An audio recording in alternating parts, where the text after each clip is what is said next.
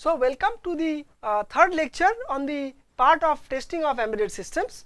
So, as you see, today we will be talking on lecture number 3, that is on scan chain based sequential circuit testing. Now, today we will see what is the complexity involved if the circuit becomes sequential, and for as of we all know that most of the practical circuits are sequential in nature. So, today we will see what are the complexities involved and how they can be solved. So, basically if you look at this diagram, actually shows you the basic structure of a sequential circuit. So, you will have the next state function block, you have the state register which is the flip flops, and this is the output function block. So, you all know basically that this next state function block and the output function blocks are simple combinational circuits. And so, then why we should talk very elaborately about testing of sequential circuit? What is the problem? So, we all know that again our default assumption is that we will be going for structural testing based on single stacked fault model, which is the most widely accepted scenario. So, now if you see, so the primary outputs are observable and the primary inputs are controllable. So, let us assume that we will test only the next state function block. So, as simple as that, this combinational circuit. So, you can ask me why I should have a separate topic on this. Now, you see the problems. The state registers are nothing but flip flops. Now, there is a feedback from the flip flops to the next state function block, because the output of the next state function blocks will depend on the primary inputs as well as the present state, and that will generate the next state. Now, this part is uncontrollable, because I should say directly not controllable, directly uncontrollable. Like the primary inputs, you can directly give some values, so they are directly controllable. But this line, which is a feedback to the next state function blocks, which we can also call as secondary primary inputs, are basically non-controllable as such. So, how to control them? Basically, you have to indirectly control them by adjusting the primary input values, and then they will be converted into next state values, and indirectly you have to get the required values over here. So, this is because of this problem that we will see the test problem becomes much more difficult in case of sequential circuits. Also, in case of combinational circuits, we can directly see the output of the combinational function block, and we can directly see match with the golden response. But in this case also, these lines are not directly observable. Why they are not directly observable? Because they are going into the flip flops as inputs or the state registers as inputs. So, due to this problem of this secondary outputs, basically which are next states as well as which are the present states, that is the inputs to the next state function block, are unobservable, are controllable directly. So, the sequential circuit testing becomes more complicated in nature. We will elaborately explain with examples. So, till now we have just told that what are the issues involved in this one. Similarly, if you talk about testing of the output function block, primary outputs we can directly observe, but again these are not directly controllable. So, somehow we have to make these lines controllable. So, in this class basically we will see how to mainly test the next state function block. Once you are able to do this, testing of the output function block becomes more easier, because at least the direct outputs you can directly observe, inputs you can directly control. Only these things, controllability is a problem. But in case of testing the next state function block, observability is also a problem. So, if we can test the output function block, the same algorithms can be directly applied for the output function block. So, we will mainly concentrate on this part, and other things can be easily extended to the output function block. And very important, these are the output of the flip flop. So, J are generally X. X means I do not know what are the values of 0 and 1. When a circuit powers up, the flip flops can have any values between 0 and 1. So, we make it X. So, all these inputs will be X, and you can only control this and you can only observe this. In fact, these are non-directly observable lines. So, this is not of a concern as of right now, because we are testing the next state function block. So, neither you can observe it directly, observation let us come later, but in fact to give certain inputs to your circuit to be tested, these values are actually X in the beginning. X means I do not know what they are, because when you power up your circuit, they will basically either 0 and 1, and we represent it by X. So, maybe I require these X's, all X's to be 1 1 1 1. So, in fact, now we have to indirectly control this next state function block through only these primary inputs, so that they all become 1 1 1 1, and you can feed it. How can I make it control line? I will just give you an example. Maybe this line is X. I do not know what it is, either 0 or 1, but I can make this line as a 1 by fixing this. So, indirectly I can control this AND gate without using this X value. So, in a similar manner, we have to control this circuit in such a fashion by using only the primary inputs and try to make all the outputs as 1 1 1 1. So, all these X's will be converted to 1 1 1 1. But again, along with the primary inputs, these will be only X's. So, along with suitable primary inputs without caring for the excess. You have to bring all the ones, so that in the next stage I can get all the ones over here and the circuit can be tested. My assumption was maybe I require some 1 0 1 in the primary inputs and 1 1 1 1 at the secondary inputs, that is the feedback, to test a circuit, test a gate in the circuit. So initially you cannot do that. Initially everything will be XX, because we do not know at the power up what is the value of the flip-flop outputs. So they are all excess. By using these some patterns, like some patterns maybe I can say 0 0 1 1 0 1, whatever, using some patterns, somehow you have to make them to all ones indirectly, and then next stage you can test your circuit. As I told you, what do you mean by making a line output as 1 is in spite of x, sorry, it cannot be made as x, 0, so I can have to make a 0, so even with x I can get the value over here. So if for the AND gate, if I require a 1 with an x, I cannot get it. So it is not always possible that you will be able to test all the lines of the circuit in that manner. Sometimes it may not be possible also. If it is possible, you have to go by this approach. So now I am just giving you the philosophy. Elaborately I will see a lot of examples. So before that, I think we have learned all about flip-flops in our digital design course, because we assume the prerequisite of this course is digital design architecture. So we know that there are a lot of flip-flops, JK, SR, D, T, but in case of circuits, VLSI circuits, generally we go by the D flip-flop, which is one of the most simplest flip-flop, and we all know that all flip-flops can be interchangeably used. So we are using a D flip-flop, and which is more de facto standard in all cases of VLSI circuit designs. So D flip-flop is very simple. Whatever input you give as D, it will come to the Q as the output in the next clock pulse. It has some set and reset lines. So if the set is equal to 1, directly the output will be equal to 1 irrespective of the input, and similarly if you make your reset line is equal to 1, this line will be equal to 0 irrespective of the input. And when you want to make your flip-flop functional, you have to make this and this as 0 0, and then the input will come here at the level of a clock, and we cannot give set equal to 1 and reset equal to 1. This is a non-feasible condition. I think if you look at this table, this is enough to tell you the basic working of this circuit or working on this flip-flop. So this is a recap of your digital design course. Now we will come with an example. So they say this is a simple circuit example which I want to test. So there is a flip-flop. So you can think that this I can call as the primary output. So this is your next state function block, right? And we can say that as a sequential circuit, so some output will of course go to the flip-flop, which we can call the secondary output. And also if you can see, sorry, I should make it over here because there is another input. Let me wrap it up. So you can see it has how many inputs? It has input as A, B, these are the primary inputs, and one more input is actually coming from the feedback, which is the secondary input. So the secondary input is actually causing the main problem to me, because otherwise if you look at it, if I could somehow control this line, if I could have somehow cut this line, then actually your circuit will have input as A, B, and I can call it as E. So this is a primary input. I cut it so I can directly control it, and maybe if you can directly observe D, so it becomes a simple combinational circuit testing. But now life is not so easy here, because in this case what happens, neither D can be observed. Here fortunately there is another output line called G, but sometimes it may not be there also. It could have been directly gone to the sequential circuit input, like to D or some place it would have gone, but here anyway we have an extra line to observe, or it may not be the case. But in this case the main problem which we are going to highlight for us to observe is that, so this is the line which we cannot observe, right? So this part if you can look at, so this is the line which cannot be taken into picture. So let us look at the testing of this part of the circuit. So this circuit, right? So this is basically a sequential circuit. Now why is a sequential circuit? Because we will find out that there is a flip-flop which is given to this. So this is the input which is going to the flip-flop, which is actually a secondary output in case of combinational circuits. So this one you cannot directly observe. Similarly, if you see, this is the part which is coming into this one, I can call this one rather a combinational block of my circuit. Let me first erase this as the output, and you can see over this.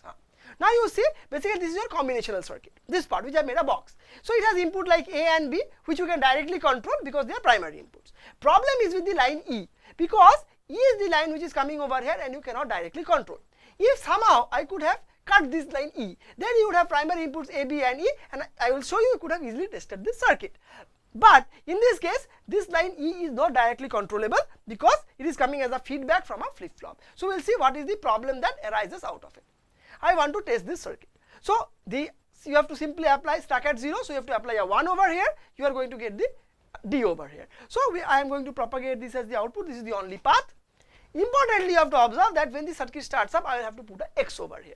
For the time being, just assume that I have not have the set and reset lines, and if they are there, I have made all 0. I am not using the set reset lines now. Now this is an X. X means basically they are either 0 and 1. I do not know. In fact, a circuit in a hardware can never have a value called X. X is not existing in hardware. But I do not know if I start it up whether it will be a 0 and 1. So I have to think it as X. It can be either 0 or either 1. My testing should hold even if it is 0 or 1. Irrespective of this line E, my test value should hold. That is, I can easily sensitize this by making the line D equal to, this as D, I put A equal to 1. Done. This is my propagation path. Now, my main problem is an OR gate, so the value will be passing over here. So it will be a D over here, and finally it will be a D over here, right? Now, to get a D over here, we know that the input to the OR gate should be a 0. So how do I get a 0? It is very difficult directly to get a 0 equal to 0 because E is now X. It can be either 0 or 1. If it is 0, your test can be done. If it is a 1, your test cannot be done. If somehow at power up the value of Q was equal to a 1, so it will become a value equal to 1. So your testing cannot be done. If it is 0, it is guaranteed you can do the test because it is T. So what I have to do, I have to somehow indirectly make E equal to 1, and then only I will be able to test my circuit. I will see how to do. So indirectly I have to make this line F, E which is coming here as an F, have to be made 0. How can I do that? So one way is very simply I will make B equal to 0 because this part has a fault. So this line I cannot use to make this gate as 0. This is a problem because this line a fault question is there. So I cannot use gate number 1 to make the line E or F equal to 0. So rather the gate number 2 does not have a fault right now, so I am going to use it. So I make B equal to 0, so this C is equal to X. So irrespective of anything, the value of D is equal to 0. Now I will apply a clock pulse. So once you do, automatically your E is going to become a 0. So this is what I was saying as an indirect control. So if this would have been, just assume if this would have been cut. So what I could have done, I could have made X equal to A equal to 1, B equal to 0, or in fact I could have made B equal to X, there is no problem, and I could have made E or C directly equal to 0, sorry. So I could have directly tested it like a combinational circuit. I could make C equal to this E or C or basically F, X equal to, means F equal to 0 because I would have direct control if it is a combinational circuit. Then I would have put A equal to 1, D, so D is propagated over here and I would have got the value and D is tested. But now it is not possible. Why? Because this line E or the line which is coming as F as input to gate 1 is connected to a flop. So directly controlling is not possible. So I now require instead of 1, 2 test patterns to test it. So first I have to make B equal to 0. So indirectly it will make this D equal to 0. I apply a clock pulse. So what will happen? E will become a 0. So now the feedback will come over here. It is 0. Now you can apply your required test pattern 1. It will be propagated over here and it is tested. So now you require 2 clock pulses and 2 patterns to do this. So this is the first test pattern and second test pattern is equal to this. So what do we see? And this is called test by time frame expansion method. So what have we seen? So we have seen if there is a sequential circuit, the number of test patterns required will be more than 1 to test it. Because first you have to control all the flip flops to their required values so that the faults can be sensitized or justification or whatever. That is, I have to bring certain nets of the circuits to some known values. Like in this case, I have to make it to 0. Had it been a combinational circuit, you could have directly done this by using your primary inputs. But here, some of the primary input lines, the input lines like the secondary input lines are not directly controllable. So first you have to control them to the required values, which I have shown you how can you indirectly control them, and then only you can go for a combinational type of circuit testing. So sequential circuit testing is simple like a combinational circuit testing only, but there will be certain lines which you cannot directly control. So you have to indirectly control them and bring them to the required values. Then only you can apply the primary inputs and get the circuit tested. So this whole backlog that all the required lines has to be brought to some control values before you can apply the real test pattern makes the circuit testing of sequential circuit extremely complex. So, and this method is called time frame expansion method. What are the complexities involved? The complexities involved are, first of all, your test time will be higher, because in combinational circuit you can apply one test pattern, your job is done. Here you will require n number of test patterns. Well, I will tell you what do you mean by n over here. N is the sequential depth of a sequential circuit. So that number of test patterns will be required in the worst case to control the required indirectly controllable lines, and then you have to apply the final pattern and your circuit will be tested. So tester will have more amount of time to test it. One penalty, as I told you, having more number of test patterns to test a circuit actually is more expensive in terms of ATE cost, or you have to hire the ATE.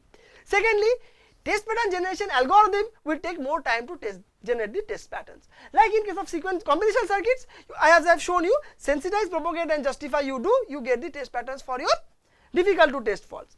Random test pattern also you can easily appreciate that it will be more difficult to find out that which random pattern, because in this case also there will be not a single random pattern. There will be a set of random patterns which will be required to test the faults. So it becomes a long process. Anyway, let us not go by this random test pattern business right now. Let us assume that we are testing by sensitize, propagate and justify approach.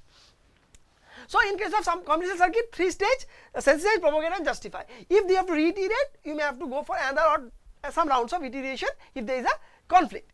But here if you observe, we are having multiple rounds of sensitize, propagate and justify in a single circuit itself, because not only you have to find out how to sensitize, propagate this line, also this line has to be controlled to 0. So that means I have to get a 0 over here. To get a 0 over here means it can be somehow sensitizing it.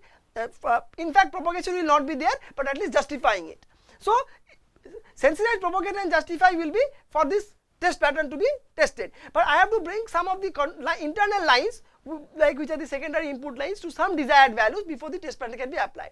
For example, 0 in this case. So that means what? I have to sensitize these lines, or I can say that to bring it to the desired lines, and for that there could be a lot of backtracks that is actually justifying of these lines. Of course, propagation will not be involved, which is required to set these secondary lines.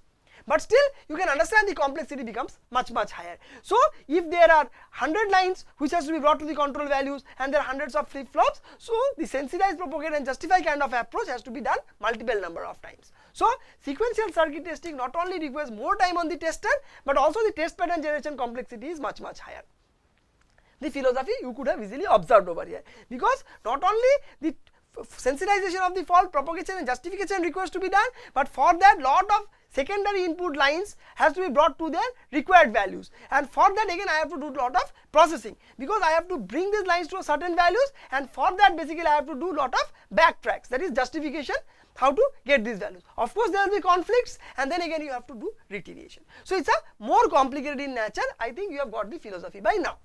Now I will give you some basic terminology so that you can get an idea how much time will it require to go for automatic test pattern generation for a sequential circuit, and how many test patterns will be required to test a circuit in the worst case. So we call a sequential depth of a circuit as D sequence. Now what is that? Basically, see, this is one flip-flop. The input of the flip-flop depends on the primary input and nothing else. We call it as depth of 1. This is a flip-flop whose input depends on this primary input as well as on another flip-flop whose depth is 1. So this sequential depth will be equal to 2. So sequential depth of a flip-flop means its inputs is dependent on lot of primary inputs as well as some flops, like in this case 1. So what is the maximum depth of this flip-flop is called the sequential depth of this next element plus a 1. That means maybe say that this depth is 10 and then this depth will be actually 11. Maybe there are some other flip-flops also involved whose depth is 1, 7, 9. So we will take all of them, and which one is the maximum depth on whose output this input is dependent, we have to add 1, just like levelization of the circuit. So that is actually called the sequential depth. So the flip-flop which input is only dependent on primary inputs and combinational circuits basically is of depth 1. That is a very obvious definition. Now very importantly, you can have a feel that how much time I require to control this line. So in this case, how much clock pulses will be required? First clock pulse will be required to control this, and second clock pulse will be required to control this. So as much the depth, that many number of test patterns will be required to control this circuit. Of course, if there are of course you will require time to generate those test patterns. I am not saying that at the first iteration you will be able to generate the test patterns. There may be conflicts and lot of iterations may be there, but mathematically you can easily prove that there exist test patterns or patterns in which in one time unit you can control this. So once this is controlled, this line is controlled, so in another step you can control this. Again I will reiterate. So basically in the first step you can put appropriate values over here, so you'll easily get the required values over here. Next stage, these values are controlled, and this you can already know. In the second stage, you can bring your respective control values over here, so that in the step 2 you can have the required values at the output.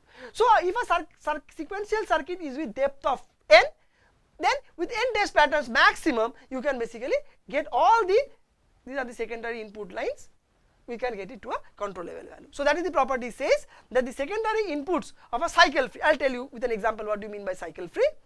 The secondary inputs of a cycle free sequential circuits of depth this sequence can be brought to control level value is at most d sequence primary test patterns and clock pulses. That is, if a circuit is a lot of sequential depth, so we will require a lot of test patterns basically to make the indirectly controllable lines to control values, then you can apply the final test patterns. So the proof idea is given over here, which I have told you. It's very simple and easily intuitive. Now we'll take a more elaborate example to tell you what do you mean by testing of a circuit using time frame expansion method. So assume that let us take that this is the first, the top figure shows a circuit. There are some flip flops, and I have to test the circuit. So basically we know that start at 0. So what I initially do, what is the algorithm for this? Also I'll tell you the algorithm to test it, or algorithm to generate the test patterns. It's very simple. So first you just forget that there is no flip flops over here. You just put a marker that there are the flip flops over there. Then just we have to go for a sequential combinational ATPG. So start at 0. So I have to put a 1. Definition will be D. This is the propagation part. So propagation is done. Now I have to get the values out. So this is an OR gate. To propagate the value, we require a D over here, 0 over here. To get a 0 over here, I require AND over 1 over here. Similarly, this is AND gate. To propagate D over there, I require 1 over here. So fine, there is no conflict. This one is 1 here, and this one is also required at I. So E equal to 1 is a non-conflicting value. So if you require a 1 over here, you require 1 1 over here, and basically to get a 1 at the output of the AND gate, this is what is required. So very easily you can see that without conflict, fortunately in one round we have done your combinational ATPG. So any sequential circuit you get, remove all the flops and go for a combinational ATPG. So that complexity is remaining intact. Now what extra? Now you can see that I have to get D equal to 1, which I cannot do directly because there is a flop sitting over here. Similarly, I require I equal to 1, so that also I cannot do directly because there is a flop sitting over here. So now again I have to apply this sensitize and justify approach to line D1 and line I1 so that I can get the required values in the flip flops. So more in the depth of the flip flop, that much computational complexity will be increased for automatic test pattern generation. Combinational circuit test pattern generation anyway have to be generated. Now special care has to be taken for these two lines. Now we'll see over there. So how we require a 1 over here, we require a 1 over here. So what I require to do it over here, first you have to make this line as a 1. I require a 1 over here. So 2 time steps ahead. So I first require a 1 over here, and I first require a 1 over here. I should get a clock pulse, then the value will come over here. So of course to get a 1 over here, I require a 1 over here. So in the first time stage what I will do, first time stage I am targeting I equal to 1. So I will put a 1 over here, and I can put a x and x over here. I will get a clock pulse. So this one will be coming over here as 1.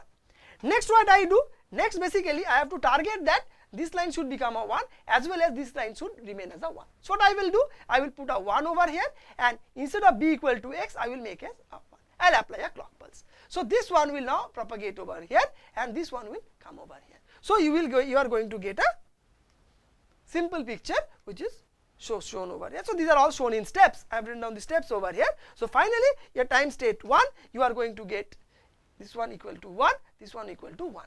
Now basically this is equal to 1, so this is equal to 0, and now I will just require a equal to 1. So first stage basically you have to have a situation like this, that is c equal to 1 will propagate the value. Second clock stage basically you have to apply a equal not required, b equal to 1 and c equal to 1, so that you get the value of 1 equal to here, and finally we require to when all this is set, that is this one is when this one is 0, this one is 1, basically this one is a 1, so we require 1 over here, and in fact anything, of course I require a 1 over here because this is 1, this is don't care, and your circuit will be tested with the value of D over here. So now you can see this is how a sequential circuit test pattern is generated. So now you have to see, again I will tell you what is the complexity involved. So first complexity involved was very simple, just like a combinational test pattern you have to do it. Now this extra, wherever there are flip-flops, you have to put extra load to find out how can I make a 1 over here and how can I make a 1 over here. In this case it's a direct line, so it is very simple that I can tell that I put c equal to 1 and you are going to get the value of 1. Assume that this is a very big combinational cloud, lot of primary inputs are there and I require a 1 over here. So you have to do lot of backtracks like we have done in case of a combinational test pattern generation to get, maybe I have an AND gate, there you will have an OR gate, there you have an XOR gate, so all feeding over here and I require a 1 over here. Then again you have to all back propagate and you have to justify that how do I get a 1 over here. So you can understand that for at least for all the flip-flops involved to get the controllable value, and if there is a combinational cloud over here, you have to do lot of justification approaches to get this value over here. So you can understand that if there are n flops, so at least that many amount of justification of these values has to be done. So it is, so the complexity remains like one time full ATPG for the combinational circuits, and then wherever you have such kind of flops whose values are required, at least at that places you have to sensitize and justify. Sensitization is very simple. You can directly say that I require a 0 over here or I require a 1 over here based on the requirement, and then you have to justify how I can get what are the primary inputs I have to set so that I can get the required values over here. So basically the complexity becomes almost n into the combinational complexity. Combinational complexity is only one: sequence, sensitize, propagate and justify. And in case of sequential circuits, if the circuit depth is n, so n times you have to go for sensitize and justify. Of course, propagation is not required to get the values of the flip-flops, the required ones. So you can say in an overall complexity, if the combinational complexity is x, so it will be nx, the order. What is n? N is the sequential depth of the circuit. So that is actually the complexity of the algorithms. So generally it is high. So this algorithm I have told you, you can easily formalize and write it just like the combinational circuit ATPG algorithms. So complexity is at the high, and secondly, the more important part is that one pattern can test a combinational circuit, but in sequential circuit testing, we may require desequence number of test patterns and clock pulses to do it. This is the more killing factor, because test patterns has to be generated only once, that is the test plan for all circuits. The same test pattern set will be required for all the circuits to test it, but for all physical samples you have to apply the patterns. So here the number of patterns have also increased, 1 plus sequential depth, tester will require more amount of time, so therefore sequential circuit testing is more complex compared to combinational circuits. But anyway, we cannot create a magic, that has to hold. Now the question is, can I do it always? The answer is no. There are some circuits which are called cyclic circuit. Here why is a cyclic circuit? Because the input of this circuit and the output of the circuit depends on the input of this circuit. Like this one is the output of the combinational block. This input actually depends on the output. So these are cyclic circuit. So cyclic circuits may not always be testable, as the example I am showing you. Let us assume that these are stuck at 0 fault over here. I assume, or let me make it more simpler. I assume that they are stuck at 1 fault in this line. Now this is x. Now to test a stuck at 0 fault, what we have to do? We have to put a value of 0 over here. So 0 over means is a d prime, and I should get a d prime over here. To get a d prime over here, I should get a 0 over. It's a XOR gate. Right? Now how do I get a 0 over here? It's not possible, because indirectly I require a 0 over here. So indirectly if I require a 0 over here, you should have either 0 0 over here or 1 1 over here. But in this case, due to the cyclic nature of this fault, you will always oscillate and you can never get the values to any controllable value in this case. So you cannot ever get a controllable value of 0 or 1 in this, because I want this line to be controlled. So you cannot get any time any controllable value of 0 or 1 in an indirect manner over here. It will always remain x. This happens because this input and output are tied together. So if the circuit is cyclic, there may not exist any test pattern to test it. Then how do you do? And many sequential circuits may have some cycles. So how will you do it? You have to remember that in case of combinational circuit, untestable faults are very, very rare. They are basically redundant faults, very rare. But in case of sequential circuit, these are not untestable faults, but only because of the cyclic region of the circuit, cyclic nature of the circuit, you cannot control these lines, and therefore these faults basically are not able to be tested. Now we will come. So people started thinking about it. They thought that this time frame based expansion method circuit testing will anyway fail if the circuits are cyclic. So how they do? They started using the set and reset lines, because set and reset lines you can easily observe that if there was any kind of set and reset lines were there, what I would have done it, I would have made the reset line equal to 1, set line equal to 0. If I make it the reset line equal to 1, so directly this line will become a 1. So reset line, so this line will become a 0. So this one will become a 0. Stack at 0 means you apply a 1. So it is D. So the XOR gate with 0 means the non-inverting circuit. So it will be D, and basically you can test it to be D. As simple as that. So and of course, while you test the circuit, you have to make the set reset equal to 0 here, and I will come to that. So the idea is that somehow if I could have got the set and reset lines controllable, then I could have easily controlled all the flip-flops. So that is what is the idea. So the same circuit they have taken. So what they have done? So first they have made the set line equal to 1. So if the set line is equal to 1, this actually becomes a 1. Now primary input is equal to 0 D prime. So anyway you could have also made this this line as 0 or this line as 1. Anyway it will work. For this case as XOR gate, because we know that XOR gate is a controlled inversion in case of 1, because if this is an XOR gate, if you take the inputs as 0 0, the answer is a 0. But if one line is a 1, so the answer is a 1. So this line is actually called the control line. So if it's a 0, you will get whatever is the input. But if I make this line as a 1, then if I put a 1, you are going to get the answer as a 0. And if this line is a 0, you are going to get the line as a 1. So if this line is a 1, it's a controlled inversion, it becomes inverted, and if the control line is a 0, whatever is the output will pass. So in this case, what they have done, they have taken the set equal to 1, that means they will be inverting the XOR gate. So in this case you get a D prime, and then basically first you basically make set equal to 1, reset equal to 0, so directly this line is becoming 1. So without this set reset line you cannot do anything, you cannot indirectly control such cyclic lines. So set reset lines you have to use. Now you make both of them as 0, so circuit comes with this working mode, you put a 1 over here, stack at 1, sorry you put a 0 over here, so you stack at 1, so D prime is your requirement, and then it will be inverted and D, and of course you can very easily test the fault effect over here. After a clock pulse the value will be latched over here. So what it shows? So it shows that if some circuits are complicated with cycles, you have to have set and reset lines used. Now we are again going back to the old example, in which case we have just tested our circuit in 3 clock edges. So this was a real problematic circuit, where for testing could not be done without the set reset line. But if you look at this circuit, we have already tested this circuit using 3 test patterns. Now same I will try to do with set and reset lines. If you remember, I require a 1 over here and I require a 1 over here, and we have done a lot of backtracking etc. to do it. Now I will not do anything. I will simply apply set equal to 1, here also set equal to 1. One thing is that the set reset lines are primary input lines, it is assumed. So they are brought out of the circuit box, that your dual inline package is there. From the package they are brought out as extra pinouts. So I make reset equal to 0, set equal to 0. So obviously this is becoming 1 and this is going to become a 1.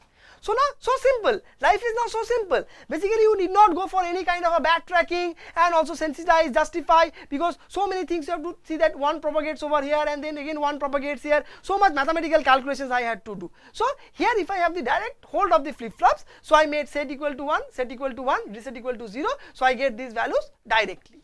Now next stage I make all of them as 0, because I want the circuit to be in working mode. And then what I require is the input. This is the last pattern you have to apply, and your basically job bit tested.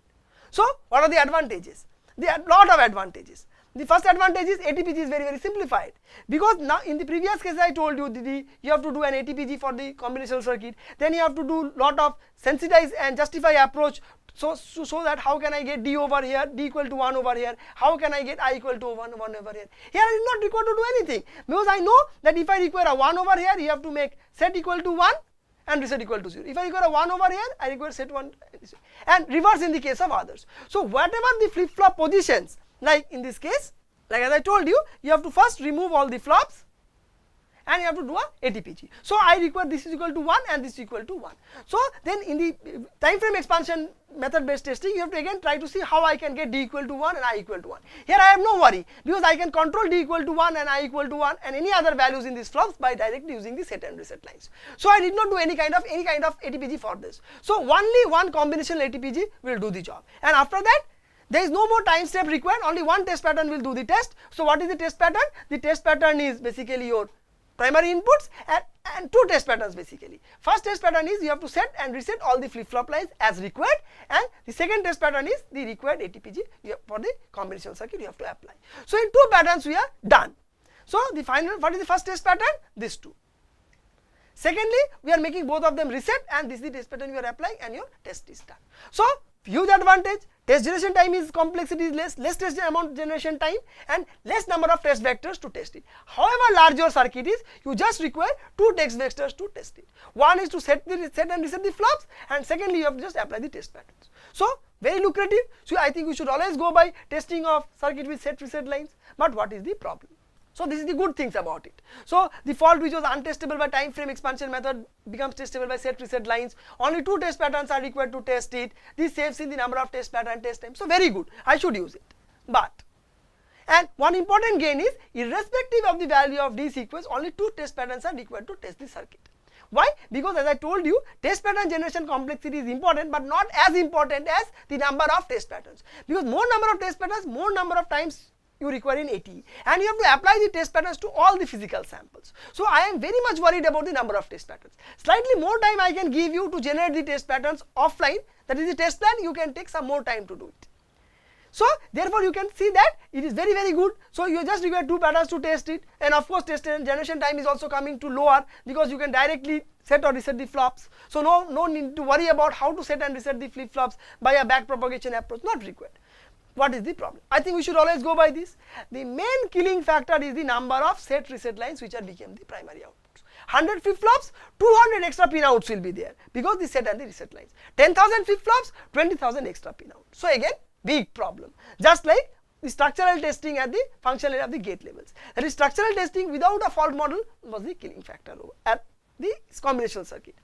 Here also, there what was the problem? That if you try to test all the gates functionality, that is structural testing, without a fault model, there was lot of pinouts. Then fault model solved the purpose. But in sequential circuit, even with the fault models, that problem is not solved if you are using set reset flops, because all the set reset lines has to be brought at the output. So that actually made the work very impractical. Then people started thinking how we can solve it. Then a revolution came, which is called the scan chain. So if you ask me, what do you think is the most revolutionary discovery in testing? I would tell invention in testing. I would say it's scan chain. Such an interesting discovery, invention, as you will see, is solve all the problems or maximum of the problems of sequential circuit testing. So some people thought that the major problem is because of bringing all these pinouts, circuit is a problem. So what I do, I put an internal memory. That was the first thought, that bringing this pin outs of the flip circuit is a problem. So what I do, I actually make an internal shift register as the internal memory, and then I will put the values required for this. And let us see. So in this case, there are 4 lines. So there is a 4 shift register, 4 bit shift register I will make. So what was the requirement? 1 0 1 0. So I will not directly give it as an input. Rather, the output of all the set reset lines are the outputs of all these are connected to the shift register output. So you see, I require 1 0 1 0. So I require a set equal to 1, reset equal to 0 1 0. So with a shift register, so what I will do, I will have 1 0 1 0, and I will apply 4 clock pulses. So this value will go in the shift register, and it will be done.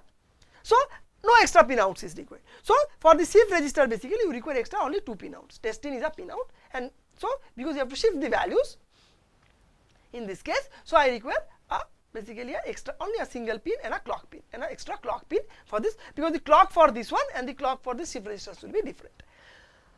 So first I put 1 0 1 0 in the shift register and apply 4 clock pulses. Your job is done. Then actually again I have to make all these lines as 0 0 0 0. So again I have to put 0 0 0 0 and 4 clock pulses to do it. Your job is done, and the circuit can be tested. Now what is the problem? Problems are now twice. Test generation complexity is anyway not touched, because I just use the same combinational logic and I just can directly control the flip flop. So test generation algorithm time becomes reduced even with this approach. But what more I have to do? I require 4 extra flip flops. So for every 2 flip flops, I will require extra 2. That is, n flip flops are there. I require 2 n flip flops to make these lines controllable, because I am not controlling them out directly at primary input, primary output. Only I am doing it using a shift register. So double the number of flip flops are required to control this. Secondly, I require 2n number of clock pulses to test the circuit. Why? Because first I have to make the required set reset lines, and then I have to make all the lines as zeros.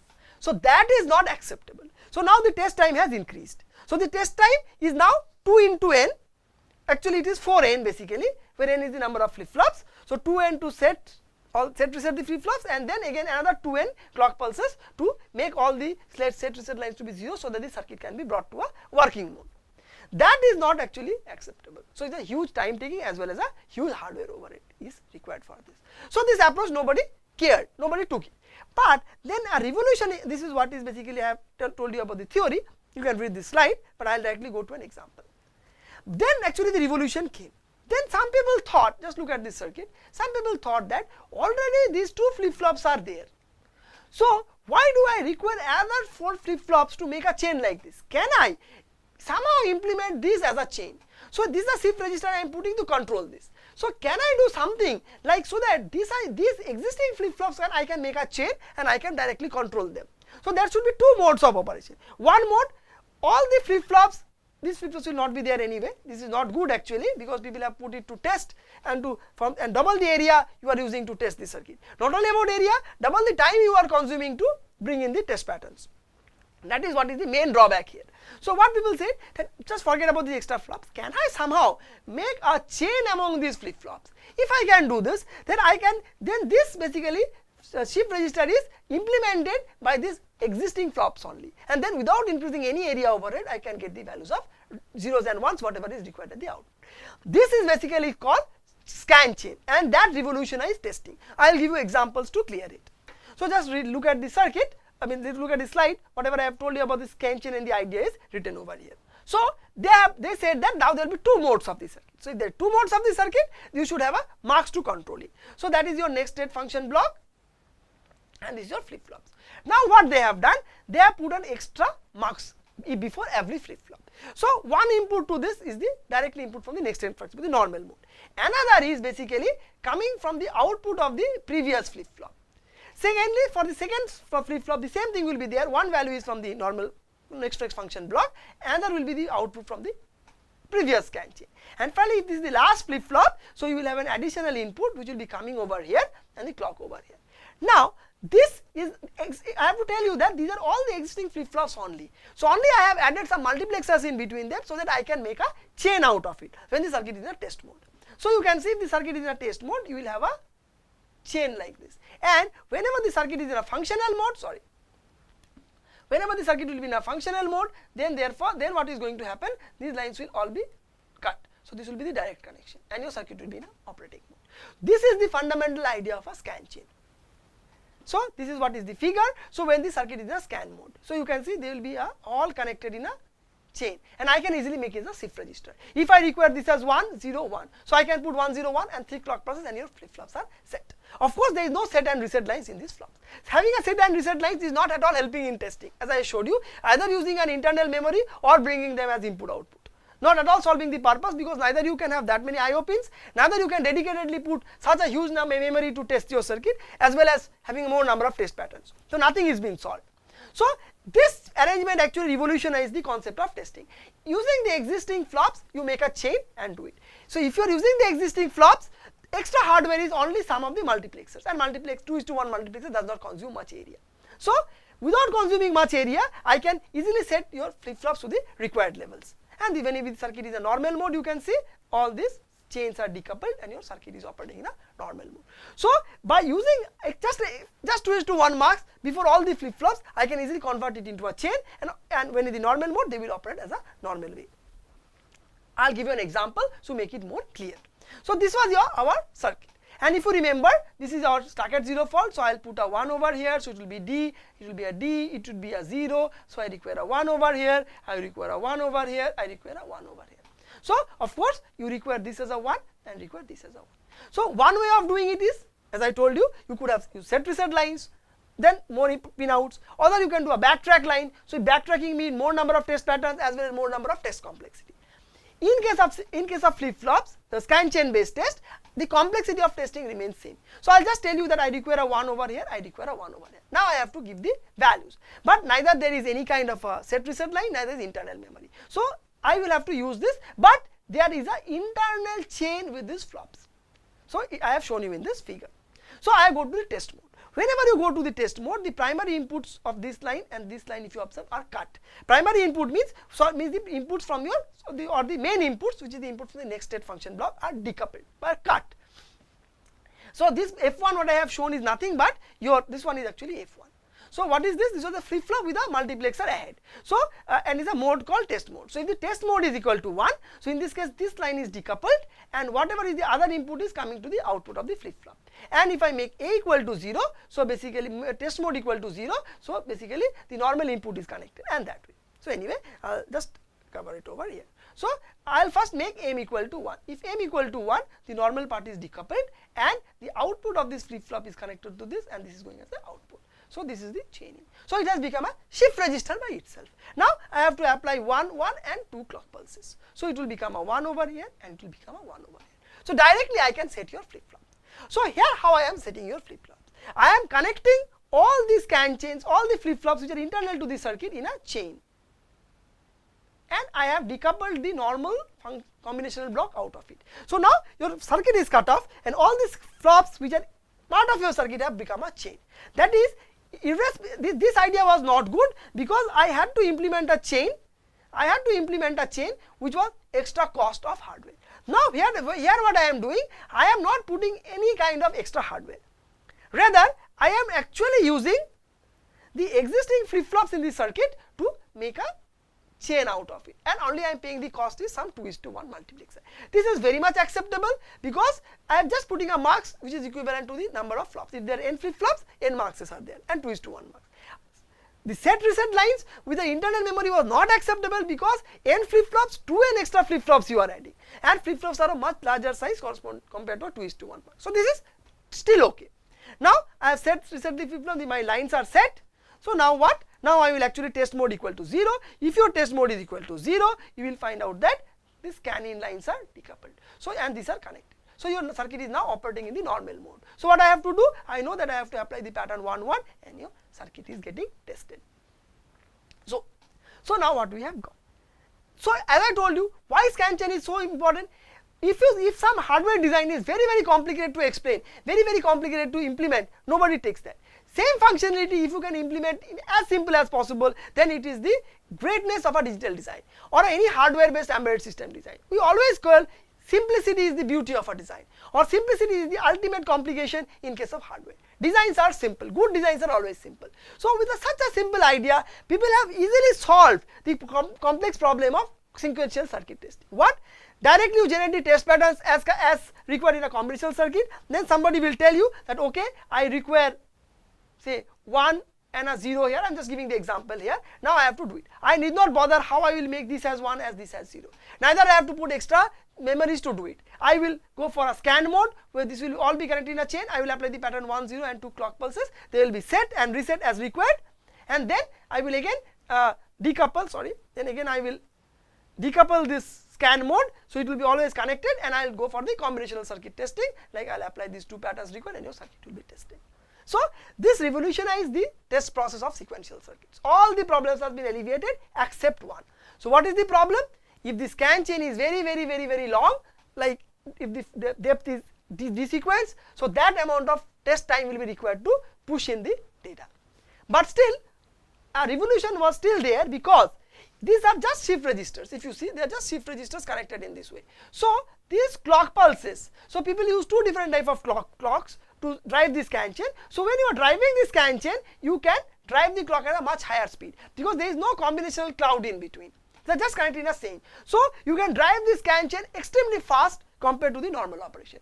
So although the number of test patterns required to set these scan chains may be equal to desequence, but still the desequence pattern can be entered in an extremely fast manner because there is nothing in between. But that cannot be done in a time frame expansion method. Why? Because if you look at it, you cannot do that because the time frame expansion method you cannot drive it, because to get the value of 1 you are using this whole combinational block. But in case of sequential circuit, this one is directly connected here. Let me just erase it and show you. So in case of time frame expansion method, to get a 1 over here, you are using the entire combinational clock. So you cannot have a high speed clock over here. But in case of scan chain, basically what is happening, this is directly connected to this one and so forth. There is no combinational cloud in between. So very easily you can set 1 and a 1 in 2 clock pulses, and that clock can be much higher speed compared to the normal operating speed of the clock. So you can do it at a much faster level. So therefore, scan chain only issue I have is that if the sequence is the length, that much amount of patterns has to be shifted into the chain, so that much pattern will be there, but to ease out the problem you can do it at a much faster rate. So still it could not solve the problem of large number of test patterns to be applied, but somehow it has solved by increasing the frequency of the in which the scan chain can be filled in. But test pattern generation complexity is extremely solved because this is just a combinational circuit complexity testing. Complexity, ATPG complexity of a combinational circuit. You do not have to do anything extra as in the case of a time frame based expansion method. So basically whatever I have told you is written over in this slide, that the combinational complexity is lower in case of scan based testing, is just combinational ATPG, but only thing is that you require some n number of clock pulses that you desequence to fill up the scan. But still it is solvable, not that much of a concern, because I can use a faster clock to put in the data. Then people said that I have large scan chain, maybe of hundreds and thousands of lines. So what I can do? I can parallelize. What is that? Maybe this is a scan chain, quite long scan chain, hundreds and thousands of lines. So what now you can do is that you can partially break up the scan chain. That is 10 flip-flop in one chain, another 10 in one chain, another 10 in one chain. Some problem will happen, of course. More number of scan chains you have, more number of scan-in pins will be there. Because if you are making a chain, of course there is a scan-in. So there are 2 flip-flops, so there is 1 scan-in for them. If there are 10, but still there will be only 1 scan-in pin for a chain. But if you are breaking it into multiple chains, more number of scan-in pins are there. But again, say for example, I have around, say 2500 flops. Then if I have a single chain, your time required will be equal to what? Your time will be required is equal to 2500 clock periods to do it. But say I break it up. So if I break it up, say that I have 100 scan chains I have, as I assume. So if I have 100 scan chain, so now you can parallelly feed them. So you are going to have a order of 100 speed up. More the number of scan chain, that amount of speed up you will. Of course, because you can parallelly feed in the scan chain. But what is the penalty? At least that amount of scan in and scan out pin will be coming out. But still in modern days, 100 scan chains is not a problem, because only you have 200 pin outs as extra. But if the number of pin outs becomes some hundreds and thousands and 20,000, that is not at all accepted. Because in the set reset bit case, the problem was that for every flip-flop, you are going to have 1 set line and 1 reset line. But here you have a control. So if you have less number of pin outs, you make 10 chains, make 10 scan chain. If you have some liberty having more pin outs, you make 100 scan chain. So the full liberty is with you. So depending on this provision, you can increase the number of pins and make the scan based business, loading the scan chains are faster. So the full flexibility is given to the designer. But in case of IO set reset based scheme, it is hard coded that for n flip flops you have 2 n output. So people have not taken this approach. So the idea, as I have shown, this parallel scan chain basically has solved most of the important problems of sequential circuit testing. So with this, basically we come to the end of the first part of this first part of the VLSI testing or embedded system testing lecture of this course. This was basically the prerequisite. Then I have given you what is testing, why is testing important, how can you test combinational circuits, how can you take sequential circuits, what are the algorithms involved, etc. So this has now brought you at we have just completed the basic understanding of what is testing and why it is important, how can you do it. Now with this basic concept, from the next lecture onwards, we will dive into details of test which is appropriate or required for embedded systems. So those advanced concepts will start from the next lecture. Thank you.